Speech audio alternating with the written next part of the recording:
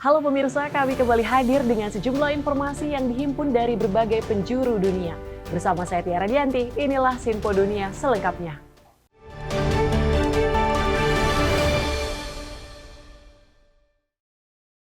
Informasi utama kami awali terkait dengan sebuah jaringan restoran ternama Amerika Serikat yang identik dengan makanan laut, akhirnya mengajukan perlindungan pilot ke pengadilan. Salah satu alasan dibalik kerugian besar restoran diduga adalah paket promo makan udang sepuasnya, yang ternyata justru terlalu populer di tengah tingginya inflasi.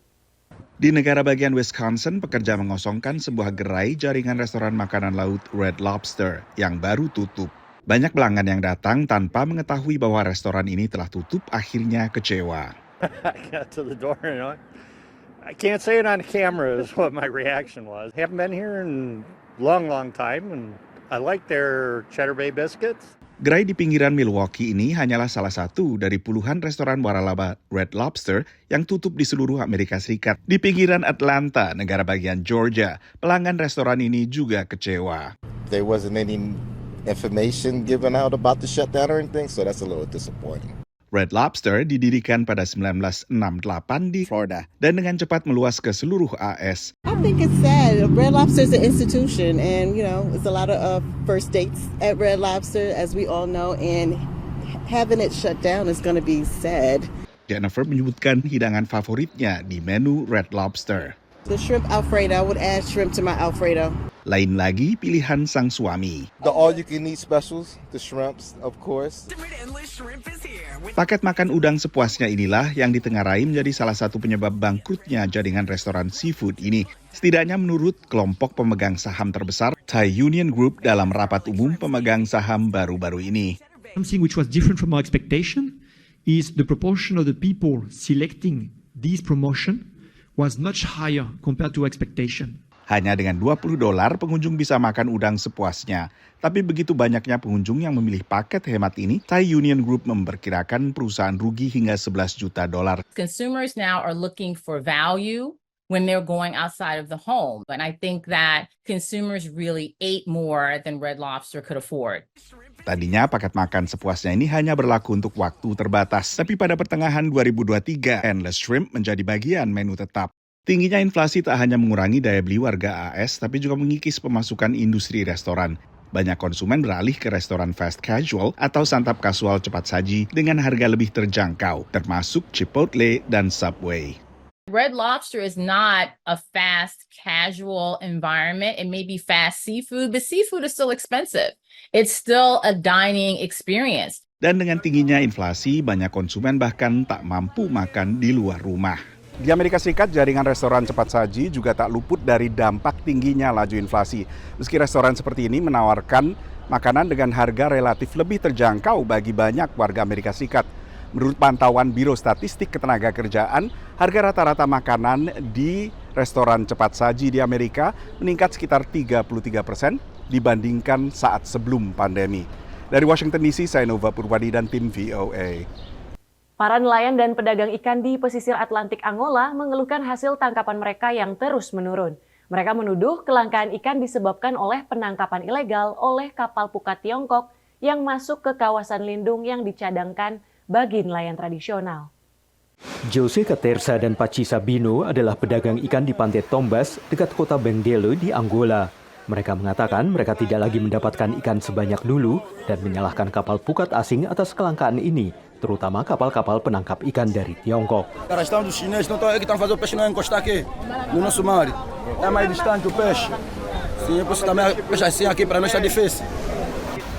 Langkanya ikan bisa terlihat pada harga ikan di pasar lokal menurut Pachi. 3 ekor ikan dulu harganya 2.500 kwanza, tapi kini harganya 2 kali lipat, yakni 5.000 kwanza atau lebih dari $6 atau sekitar Rp95.000. Também fica pouco difícil o peixe. E as pessoas reclamam? Reclamam do preço. O preço está muito difícil. Está preço muito caro. Undang-undang Angola melarang kapal yang lebih besar seperti kapal pukat memasuki kawasan lindung yang dicadangkan untuk penangkapan ikan tradisional. Hanya warga negara Angola yang memenuhi syarat untuk mendapatkan izin penangkapan ikan tradisional. Tito Katumbela adalah pemilik perahu nelayan dan anggota koperasi nelayan Onjali yang memiliki 20 anggota. Baginya, kelangsungan pekerjaannya terancam oleh dugaan penangkapan ikan yang tidak diatur di kawasan yang seharusnya dilarang. É que ele, quando veja que o peixe corre mais no mar baixo, eles também descaem no mar baixo, conseguem estragar todos os nossos vestimentos que a gente veste na chata. Proximamente, quando encontram as malhadeiras, ele arrasta todas as malhadeiras. VOA telah menghubungi Kedutaan Besar Tiongkok di Angola melalui email untuk menanggapi tuduhan penangkapan ikan ilegal di wilayah itu, namun belum mendapatkan balasan. Organisasi non-pemerintah Yayasan Keadilan Lingkungan membuat laporan tentang dampak global dari armada perairan jauh Tiongkok dan mengatakan kegiatan penangkapan ikan yang tidak diatur sering terjadi di kawasan tempat kapal penangkap ikan tanpa izin menarget kehidupan laut yang rentan dan terancam punah. We're seeing the Chinese distant water fleet scooping out vast amounts of fish, very rarely for local consumption, much more often for international sale, which leaves local communities, coastal communities in multiple countries across sub-Saharan Africa literally going hungry. Kepala IJF mengatakan dampak lingkungan dari penangkapan ikan yang tidak diatur dan penangkapan ikan industri berskala besar jika tidak dikelola dengan baik bisa menghancurkan perikanan lokal dalam waktu dekat. Dan para nelayan sudah melihat tanda-tandanya. Nós pescamos aqui nas baías e estamos a atravessar grande localidade. Tipo, temos barcos que pescam, saem daqui, Benguela até Namibe. Provavelmente daqui a mais anos iremos a sítios mais distantes. VOA telah menghubungi kantor Menteri Perikanan dan Sumber Daya Kelautan Angola, Carmen dos Santos, tapi belum mendapatkan tanggapan untuk permintaan wawancara. Dalam pernyataan publik sebelumnya, Santos menuduh kapal pukat Tiongkok membeli lisensi nelayan tradisional Angola. Namun hal ini dibantah oleh para nelayan. Dari Arlington, Virginia, saya Helmi Yohanes dan tim VOA. Kandidat Presiden Amerika Serikat Joe Biden dan Donald Trump sama-sama berkampanye untuk memenangkan 34 juta suara dari para pemilih kulit hitam. Suara warga Amerika keturunan Afrika bisa menjadi penentu di beberapa negara bagian, terutama di kawasan Tenggara. Donald Trump dan Joe Biden sama-sama mencari dukungan dari para pemilih kulit hitam dalam pemilu AS. Suara mereka dapat menjadi penentu di negara-negara bagian yang diperebutkan Partai Republik dan Partai Demokrat. Di New York, Donald Trump mengatakan kepada para pemilih bahwa semua warga Amerika akan diuntungkan jika ia menang. It doesn't matter whether you're black or brown or white or whatever the hell color you are, it doesn't matter. We are all Americans and we're going to pull together as Americans. Sementara di Michigan, Joe Biden mengatakan kepada para pemimpin organisasi kesetaraan hak bahwa semua warga Amerika terwakili dalam kabinetnya. We have more African Americans. We have more women. We have more minorities in our administration than any other administration in all of history. That's why we're doing so damn well. Data Pew Research Center menunjukkan bahwa isu-isu utama bagi warga kulit hitam pada tahun 2024 adalah peningkatan pendidikan dan penguatan ekonomi. Donald Trump mengatakan bahwa dia akan menangani keduanya. We're going to bring success back to our schools. We're going to bring prosperity back to every neighborhood and every borough of the greatest city in our land. Sementara tim kampanye Biden menjangkau pemilih kulit hitam dengan iklan tentang Trump di New York ini. Of course I hate these people. Donald Trump disrespecting black folk is nothing new. He was sued for refusing to rent his apartments to black families and called for the execution of 5 innocent black and brown teenagers. Biden mengatakan bahwa Trump adalah kandidat penuh dendam yang jika terpilih akan merugikan kelompok minoritas. Trump isn't running to lead America. He's running for revenge. But revenge is no way to lead a country. You can't build a future on revenge. You can't build better lives through revenge. That's why I'm running to lead America into the future. Jumlah pemilih kulit hitam diperkirakan mencapai 34 juta orang atau 14% suara menurut Pew Research Center. Pemilih kulit hitam banyak tinggal di negara-negara bagian di kawasan Tenggara seperti Mississippi, Georgia, dan Louisiana, di mana kelompok ini mencakup lebih dari 30% total pemilih. Bahkan di ibu kota Amerika Serikat, Washington DC, jumlah pemilih kulit hitam mencapai 45%. Dalam kampanye Trump, imigrasi adalah tema utama. tema yang ia tujukan kepada para pemilih minoritas di Bronx Selatan. And these millions and millions of people that are coming into our country, the biggest impact and the biggest negative impact is against our black population and our Hispanic population who are losing their jobs, losing their housing, losing everything they can lose. Biden mengatakan kepada para pemilih kulit hitam bahwa ia membutuhkan mereka lagi untuk mengalahkan Trump. You're the reason Donald Trump is the defeated former president. And you're the reason Donald Trump's going to be a loser again. Pada Pilpres AS 2020, 92% pemilih kulit hitam memilih Biden daripada Trump. Tapi bulan lalu, data Pew Research Center menunjukkan angka itu turun menjadi 77% dibandingkan dengan 18% untuk Trump. Demikian laporan tim VOA. Isu senjata api selalu mengundang pro kontra di Amerika Serikat dengan pendukung masing-masing pendapat sama besar menurut jajak pendapat Pew Research. Kandidat Presiden Amerika Serikat Joe Biden dan Donald Trump juga memiliki pandangan yang berlawanan tentang senjata dan pengendaliannya. Hampir sepertiga warga Amerika mengatakan mereka memiliki senjata api, menurut Pew Research Center. Ini adalah hak konstitusional di AS yang sering menjadi isu politik panas bagi para presiden ketika terjadi penembakan di sekolah, termasuk yang terjadi di sebuah sekolah menengah atas di Florida pada tahun 2018. Sebagai presiden saat itu, Donald Trump bertemu dengan keluarga korban untuk membicarakan kekerasan senjata api. It's been going on too long, too many instances, and we're going to get it done. Saat menjadi presiden, kebijakan senjata api Trump sebagian besar berfokus pada peningkatan keamanan sekolah, termasuk menyarankan agar para guru dipersenjatai.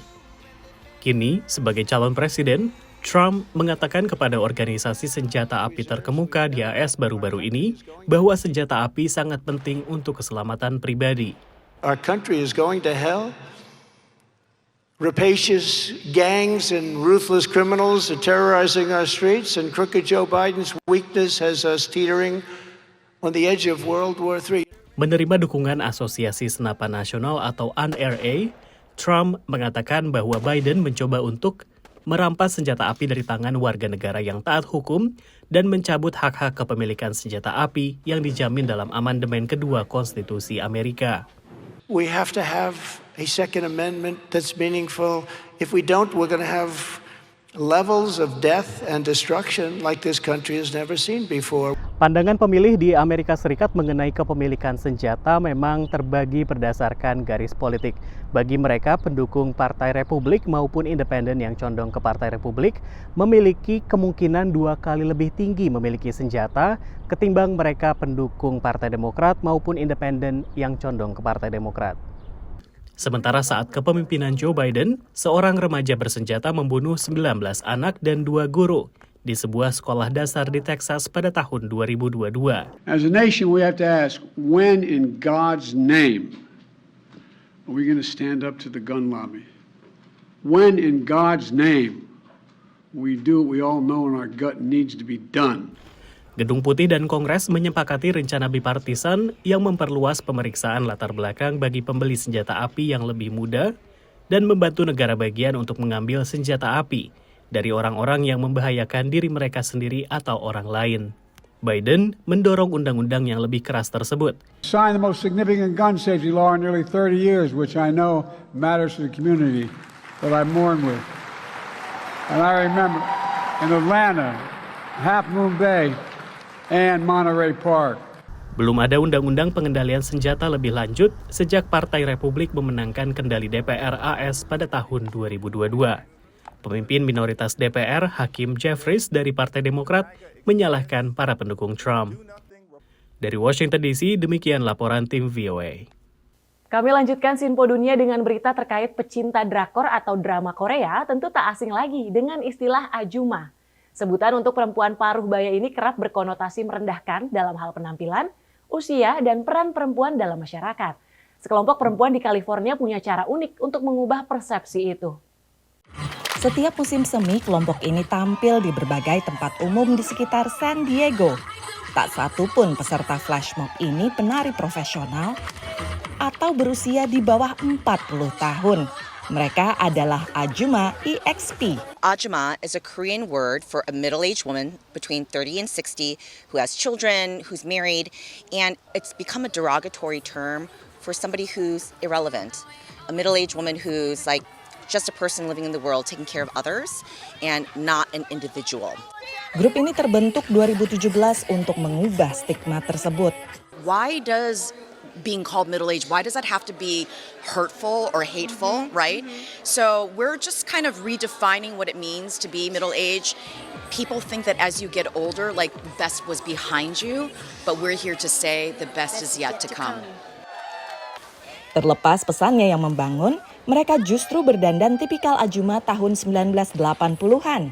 Lengkap dengan wig keriting, baju warna ngejreng, motif tabrak, rompi dengan banyak kantong, tas pinggang, dan visor, topi bolong pelindung muka. Tak ketinggalan, sarung cuci tangan, lambang kesibukan para Ajuma mengurus rumah. That Ajuma worked really, really hard to help her family get through the post-Korea War, then economic distress in Korea. She had to get out of the house and had to run her own business to help bring some money to the family. And while doing all that, she still took care of her in-laws, she raised the kids, and she was a supporter to her husband. Kini anggotanya 40-an orang dari berbagai latar budaya. Seperti Melvia yang pindah dari kawasan tengah Amerika. I didn't have any friends moving here 4 years ago. So it's friendship, they're just lovely and they're warm and they're inviting and they warm my heart and I'm so excited and grateful. Lewat aksi dan busana yang mengundang perhatian, Ajuma EXP pun mengundang perempuan di seluruh dunia untuk merasa nyaman dengan diri sendiri terlepas usia dan penampilan atau stereotip di masyarakat. Dari San Diego, California, tim VOA. Amerika Serikat mendorong perkembangan pantai pasok baterai mobil listrik EV di sejumlah negara bagian di kawasan Tenggara. Di North Carolina, Toyota membangun pabrik baterai EV senilai belasan miliar dolar. Hal ini disambut baik oleh para penduduk pekerja kerah biru. Lahir dan besar di Greensboro, North Carolina, Devante Cuthbertson tadinya tidak ingin berkarir di sini. Okay, maybe I can't find the job that I want here, so maybe I'll go somewhere else and see what a different state or a different country has to offer. Namun itu berubah setelah Toyota membangun pabrik baterai mobil listrik senilai 14 miliar dolar atau 220 triliun rupiah di kotanya. Kini dia bekerja 3 hari seminggu untuk Toyota lewat program magang dari Federasi Pendidikan Manufaktur Tingkat Lanjut atau FAME. And so I think that with Toyota being here in North Carolina, it is bringing in a lot of jobs. And it's not just jobs, but you hear like, oh, did you hear about Toyota coming? Did you hear about Toyota coming? And, you hear random people talking about it all the time. Devante adalah salah satu dari 800 orang yang bekerja untuk Toyota sejak pabrik dibuka 1,5 tahun yang lalu. Selain itu, ada 1.300 pekerja yang menunggu tanggal mulai. It's the 9th populated state. The talent pipeline, the colleges and universities here have top talent. The leadership of this state's been amazing. And I think residents are excited about fresh, new. And what they also know is we're not dark, dirty, and dangerous. Keberadaan pabrik besar seperti Toyota membawa angin segar bagi kelas pekerja, utamanya kerah biru yang mengandalkan keterampilan teknis. Seperti mantan pembuat furnitur ini yang kini menjadi operator mesin. As you know, North Carolina is known as the capital of furniture. And hearing something as big as Toyota starting their battery plant sounds like a really good opportunity. Di tengah perkembangan industri baterai dan mobil listrik, pemerintah Amerika Serikat ingin memastikan bahwa para produsen memaksimalkan rantai pasok domestik. Seperti yang dilakukan Kempower, perusahaan pengisi daya mobil listrik ini. So you're seeing our American workers doing full assembly of our products. So we're getting our supplies at least 55% from American suppliers, and then it's being put together here. Pemerintah North Carolina melihat semakin banyak perusahaan yang melirik negara bagian tersebut sebagai tujuan investasi. We've seen almost unprecedented levels of activity, meaning companies that are interested in North Carolina as one potential location. Selain lebih banyak, proyek-proyek yang datang juga lebih besar dari segi modal dan lapangan kerja. Pada November 2023, Presiden AS Joe Biden mengumumkan dana 3,5 miliar dolar AS atau setara 55 triliun rupiah untuk mendukung pemrosesan dan manufaktur mobil maupun baterai listrik di Amerika Serikat. Hal ini juga untuk mendukung rantai pasok, membuka lapangan pekerjaan layak, dan juga mendukung transisi energi. Dari Washington DC, saya Rio Tuasikal dan tim VOA. Informasi tadi sekaligus menutup jumpa kita pada edisi kali ini. Tetap saksikan Sinpo Dunia hanya di Sinpo TV. Saya Tiara Dianti mewakili kerabat kerja yang bertugas pamit undur diri. Terima kasih dan sampai jumpa.